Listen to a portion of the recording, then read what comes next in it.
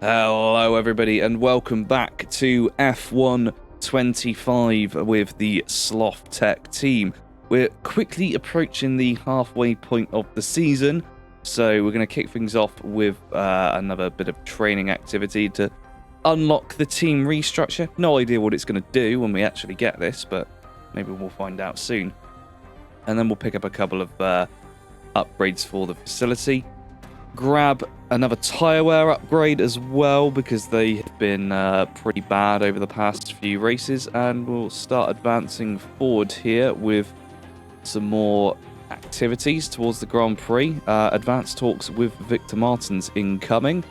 Some development work as well hopefully will be completed today. It seems that this game is just really bad at allowing me to finish any kind of development, so we've still got a massive backlog of aero parts to try and get through, and as you can see coming up on that list there was the monocoque structure, which I'm pretty sure we've been trying to build since race 1 or something like that. It's been going on a while, and there we go, there's a prime example. The rear wing upper flap has failed. Thankfully we did get one of them done though, and now we've got to try and decide which of the 7 upgrades we want to put through. We'll go with the wheel rim covers because our teammate doesn't actually have this yet. In fact, actually, no, we won't. We'll just go for the halo instead and reset the monocoque development.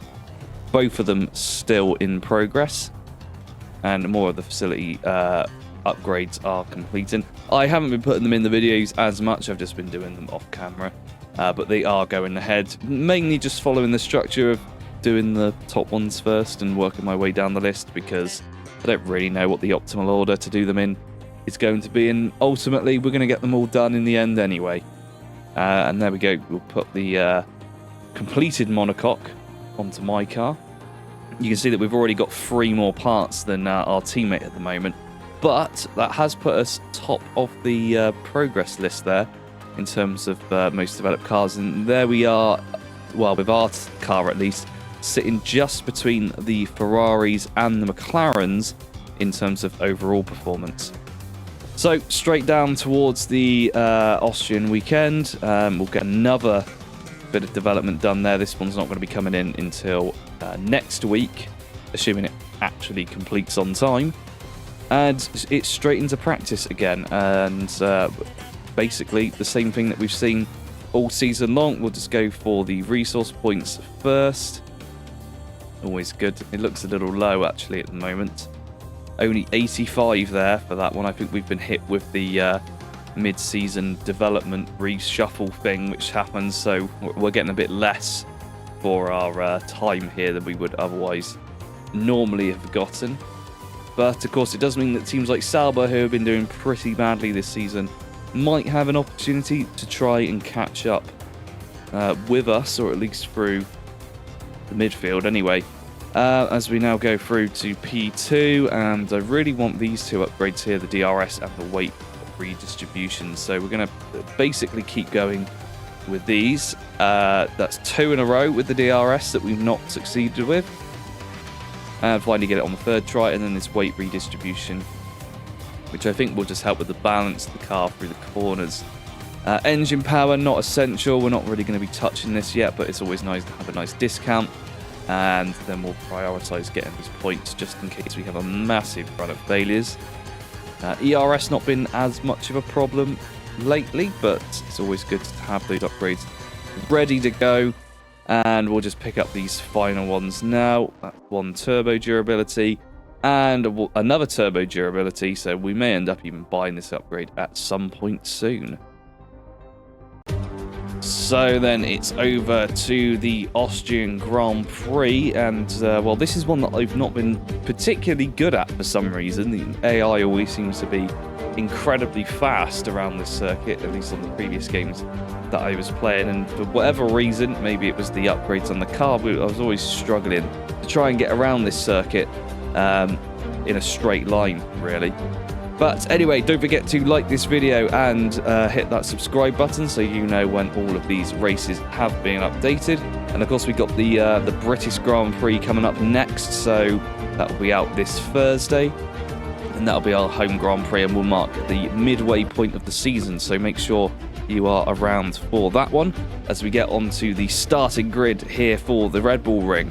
And it's a surprising P1 for Taylor Barnard, somehow managing to put an absolute stormer of a lap together in Q3 there, getting ahead of Charles Leclerc. Then we have Lando Norris and Lewis Hamilton, Fernando Alonso and Nico Hülkenberg in P6, Oscar Piastri and George Russell, Yuki Tsunoda and Alex Albon rounding out the top 10. Following them, we have Max Verstappen, who picks up a penalty, Carlos Sainz, Ollie Behrman, Kimi Antonelli, Pierre Gasly, Gabriel Bortoleto, Liam Lawson, Isaac Hadjar. Then it's Jack Doohan, Esteban Ocon, Victor Martins, who's picked up a massive penalty, and Lance Stroll at the very back of the field. Yes, I should be honest with you there. Max Verstappen did get pole position here, but he did take that penalty, dropping him all the way down to 11th. But we put in some surprisingly good laps through quali, consistently in the top 3, or at least the top 2, actually, for most of it as well, which was fantastic to see. Something about the way that this car was set up and me going around this circuit on this particular day definitely was working, and it really paid off. But it does mean that we're going to be started on the front row with one of our main competitors, Charles Leclerc, starting right behind us. But we don't have to worry too much about Max Verstappen or Yuki Tsunoda, who are, well, Red Bull are our rivals for this season. Okay, then it's time to get underway here in Austria and make the run down to turn 1. Hopefully we can retain the lead here as we start pulling away, but we've been absolutely swamped immediately. Even Nico Hülkenberg's gained 2 positions there, getting past Russell as well. So great start for the Sauber, but we're dropping all the way down to P6. I think we're safe relatively from Tsunoda, who's going side by side with Piastri behind us, as Russell tries to look for a way past the Sauber. Up ahead, running us wide onto the curb, but we have managed to keep it going. And we'll try and get a run down on Russell down towards the hairpin. Are we going to have an opportunity here? Not yet, it would seem. Those Ferraris are going to be very difficult to beat this season. I think they are leading the Constructors' Championship currently, even though Hamilton had that DNF at the start of the season. This is Piastri going in the middle of a sandwich with Verstappen. No, that was Tsunoda, of course. Tsunoda and allowing Alonso, I guess, to go around the outside of him. Bit of contact there as well, not great. But as we ride back on board, that's definitely not a track extend. We are horrifically faster than the AI through the final couple of corners, even when I'm not track extending. And that has allowed us to catch up significantly. But of course, this battle between Hülkenberg and Russell as they make contact is allowing us to catch up much quicker than otherwise would have done. And all of us getting the DRS there as, I guess, whoever was the leader going into turn 1 was close enough to the car ahead. Also, Alonso looking at getting involved here in the battle. He's on our inside right now. We just got to be careful we don't turn in on him. But we've got a good run on Russell here and Hülkenberg. We're going to go to the left-hand side. I think Russell's going around the other side as well. Russell's got the inside line as we go down towards the hairpin, and we've run a little bit wide there going through. And it looks as though Russell's managed to get the car up alongside us. We're going to have to try and run it down towards the downhill section. And Russell with the outside line is just about hanging on, and he gets the position, pushing us back to 5th. Unbelievably, we've got to go another lap here looking at the back of that Mercedes, and every lap that we spend staring at the back of Russell, you can see Hamilton's already managed to get quite a nice lead there over Russell. And the leaders up ahead, Leclerc and Piastri, or Norris getting even further ahead, which is not great, although we do have the speed to probably catch them if we really push in the later stages of the race. As we're making a move on Russell, or hoping to, whilst Nico Hülkenberg is coming up behind us. We're going to have to box him in behind Russell. Russell doesn't know who to defend from right now. He's getting absolutely swamped. I don't even know how the Sauber's even doing so well at this circuit, but Hülkenberg's on one at the moment. Good job that we've started some driver talks with him, I think. Maybe a good contender for us for next season. As we go around the outside once again of Russell, we're a little bit further ahead this time, but it's going to be the same as before, side by side as we run down towards the downhill section, but we've got further ahead this time, and we take P4 away from Russell and hopefully can drop him quickly enough to put him into the clutches of Nico Hulkenberg. Here's Russell, not really sure what to do. He opens the steering up and he was weaving around all over the place in the braking zone, but he just couldn't do anything there. Lunge around the outside was never going to get him anywhere in that position. He has to defend as there's just too many cars behind him. As we rejoin on lap 5. Now, setting the fastest lap of 109.3. Definitely not the quickest, but we do go quicker later on. Don't worry about that. Hamilton up ahead. No DRS for him. He's gone too far back from Norris already. But we have a massive advantage over him now. Not only were we quicker anyway, but that was a really easy switch back there. And we have got the position. And he will not have DRS until the following lap. Hopefully, if he can actually keep up with us, that is. And the answer to that is no. A 4-second gap to Hamilton now, as we have closed the gap to Norris to less than half a second.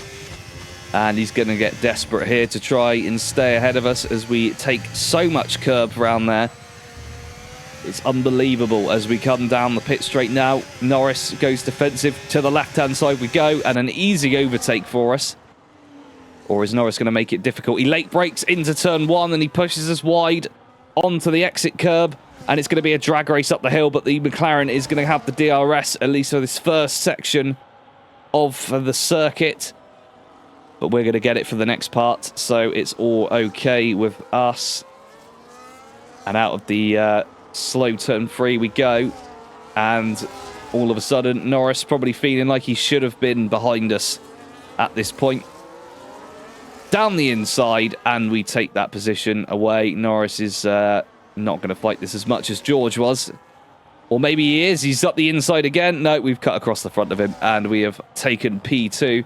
Only a 2-second gap to Leclerc now, as we go on board with Carlos Sainz as he comes through the downhill section. And he's going very slow, bouncing up and down. I think he's got a puncture there on that hard tyre as he comes around here. Oh, contact with the Sauber there. Unbelievable. As he tries to get out the way, although I'm not sure if he did it, in fact, try. There's something flew off the car. Bits of suspension flinging around everywhere as well. Let's go on board with the rear view angle here. There goes the tyre, and somehow that piece is still attached. And here comes Bortoletto, smashes into the front left wheel of Carlos Sainz as we go with a slow-mo on board here.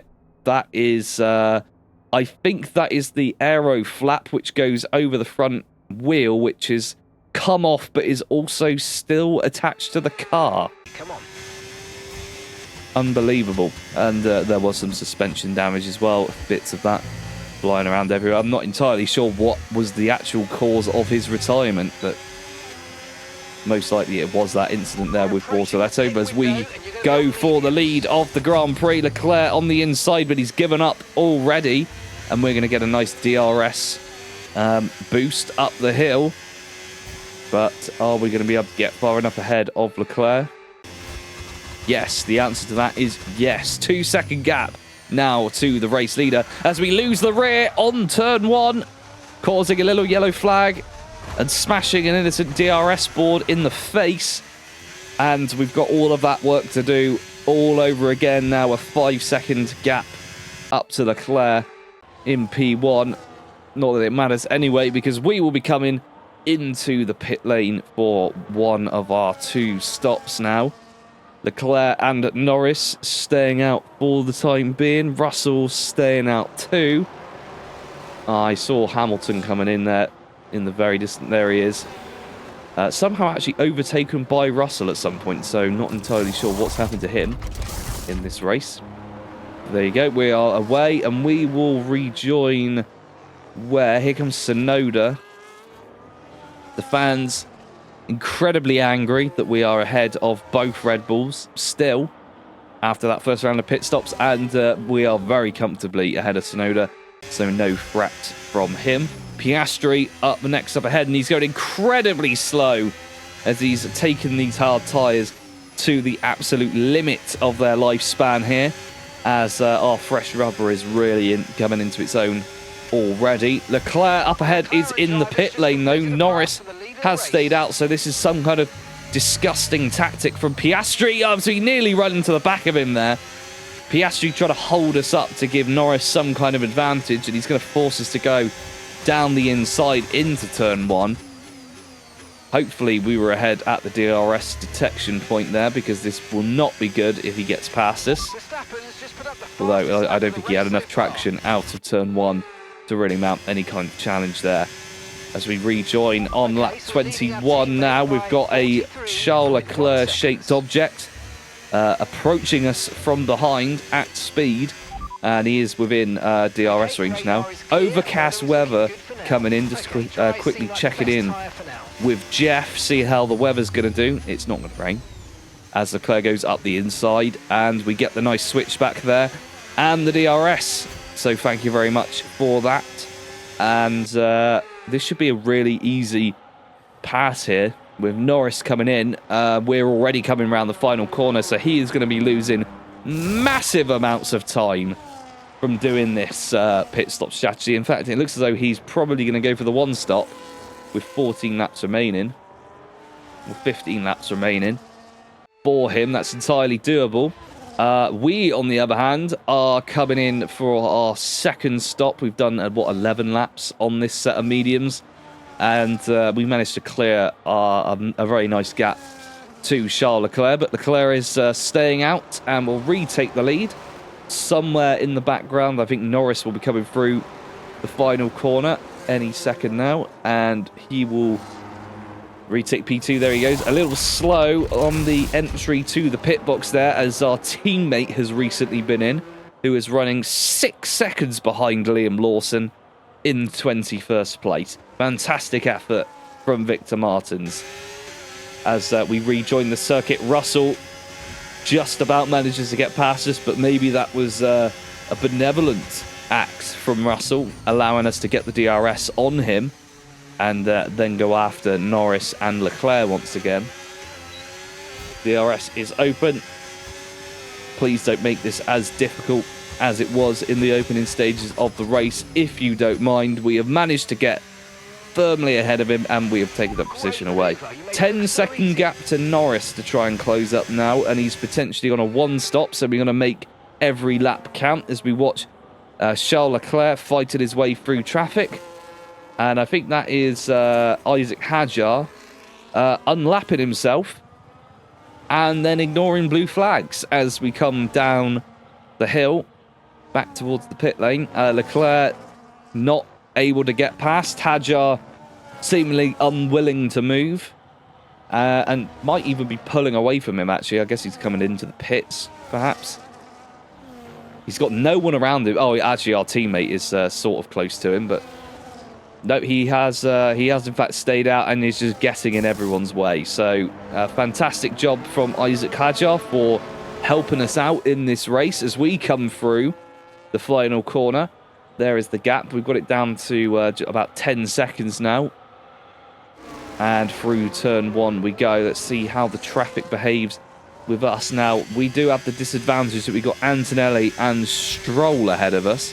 Antonelli, it seems, is more than happy to move out of the way. And up ahead we've got Lawson and Stroll, who are in a little bit of a battle for P17 right now.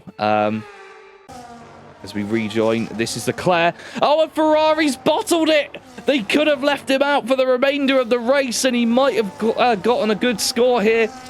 But Ferrari have executed a magnificent strategy to gift us the win. Unbelievably, Lance Stroll was using his mirrors for a change and has just let us through. That pushes Norris up to P1. We're up into P2. Leclerc, I think, will join safely in P3 because Verstappen is so far back at this point. That doesn't even seem right that he's 25 seconds behind, but we'll go with it, whatever. There goes Ocon out of the way, and Slothz back in ahead of Stroll. And we've only got a 3.5 second gap to close up to Norris, and it's already coming down here by lap 31 as we go past, who is this, Gasly? There he goes. And up ahead we've got Bortoletto, who will be lending us the DRS as we close up massively there. coming out of the of turn 3. And that is the gap to Norris. We'll stay on board with the helicopter as we follow him through the final few corners of the lap. But this is going to be a slam dunk win for us here because he is so slow in comparison. It's not just the tyres that's the issue here. It is just the pace that we're at. In fact, we'll be up in the difficulty to 92. Maybe we already did. I might have done that already for this race. So we're on 92 difficulty for this one. As we come through the final couple of corners, stick into the circuit magnificently as the car did all weekend here. And Norris, no DRS from the back markers ahead, is a sitting duck here as we join on lap 32. Norris, nothing he can do in this situation, and he's going to have to try and eke out some life from those mediums. He's not going to get a chance to get past us again. This is his only opportunity to fight back, but it only delays the inevitable. Also, Charles Leclerc running the soft tyre right now. He has an 11-second gap to try and close to us, which if he's having the difficulties that he was having earlier on in the race getting past back markers, probably isn't going to do him much good. But he has gained nearly a second on us, which is slightly concerning as, well, we're now in the clear air with some back markers ahead. We can try and tow ourselves along. But we've got a nice buffer, 4 laps to go. Charles Leclerc is going to have to be on an absolute stinker of a lap to try and catch us at this rate. But he might get Norris if Norris has to conserve rubber until the end of the race. As we come down the pit straight once again, just illustrating that the AI seem more than happy to get out of the way for us, but not for the Ferrari, which is absolutely hilarious. And that will be the end of the race. No, it isn't. We've still got 3 laps to go. There's Victor Martins allowing us past. I think he's done something more than he was earlier on. That's Kimi Antonelli off the circuit there, has retired the car. And it looks as though we're going to give our teammate a nice tow up the hill towards turn 3. Unfortunately, he is going to get in the way, which is a bit of a pain. Norris is still just outside of DRS range, and Victor Martins there with an absolute traitor's move, trying to slow us down. It hasn't worked, but he did in fact make some level of effort to ensure that Norris was going to be able to catch up and get within 1 second. Didn't work. Esteban Ocon running in P17, coming down the hill. That's Leclerc in the background, actually, about to lap him. And that is Esteban Ocon on fire, pulling off to the side of the circuit with just 3 laps to go. Unfortunately, the Haas is not going to make it. So he joins Antonelli in one of these very late race DNFs.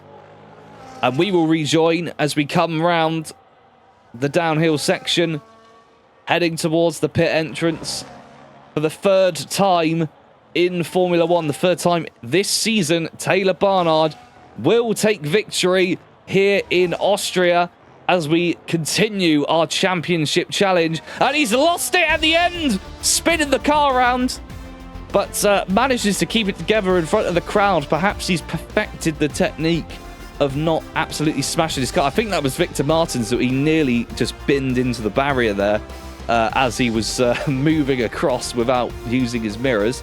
Maybe it's actually Lance Stroll in the car, for all we know. But there we go. Charles Leclerc not able to actually get up to P2 in the end, unfortunately. But the fight with Ferrari is still very much going on. And a very unimpressed Norris wishes he had that win. McLaren could do with it. He could probably do with it as well, based on where he is in the standings at the moment. But it's another win for us. It's another podium for us as well. Let's get on with the race results and the drivers and constructors standings. So there we go then. Taylor Barnard picks up the race win here, and we did manage to get our lap time down to our 1:07.3 in the end, so I did say it was going to get quicker. And look at the difference compared to the other AI. We were absolutely on fire here today. Lando Norris and Charles Leclerc joined us on the podium, and the remaining point scorers were Max Verstappen, Oscar Piastri, George Russell, Lewis Hamilton, Fernando Alonso, Yuki Tsunoda, and Nico Hülkenberg, despite his impressive start, only picked up 1 point. Over to the Drivers' Championship, we've managed to extend our lead over Piastri to 23 points here. Then we've got Hamilton, Verstappen, Leclerc, Norris, Russell, Tsunoda, Alonso and Gasly making up the top 10. Further down the order, we have Kimi Antonelli, Lance Stroll, Jack Doohan, Alex Albon, Isaac Hadjar, Nico Hulkenberg, Victor Martins and Ollie Behrman making up the point scorers, with Liam Lawson, Gabriel Bortoletto, Esteban Ocon and Carlos Sainz still yet to score. Finally, over to the Constructors. Ferrari's still at the top of the table with 16 points clear of McLaren. We've moved up ahead of Red Bull now into third. And then we've got Mercedes, Aston Martin, Alpine Williams, RB, Sauber and Haas making up the rest of the field. That's all for this video. I'll catch you in the next one.